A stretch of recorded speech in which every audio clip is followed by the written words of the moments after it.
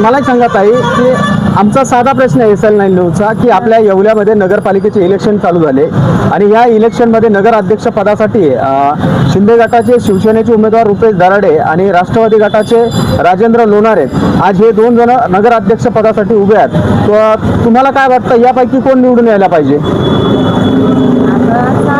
आता जैनिक काम असं बरंच ठिकाणी दराडींनी बी काम चांगलं केलेलं आहे. आता यांचं बी काम चांगलंच आहे. आता हो आता नेमके काय होतं बरं मला एक सांगा, येवल्यात काटेकी टक्कर आहे की या दोन्ही उमेदवारांमध्ये? काही वाटत नाही, दोन्ही समजलं एवढं काही नाही वाटत आहे. बरं. पण मग तरी पण आता पाहू काय होतं. मग या उमेदवारांपैकी चांगलं काम तुमचं कोण करू शकतं? दराडे साहेब करू शकतात. हां असं आणि 5 वर्षात काही विकास झाला का येवला तालुक्यामध्ये?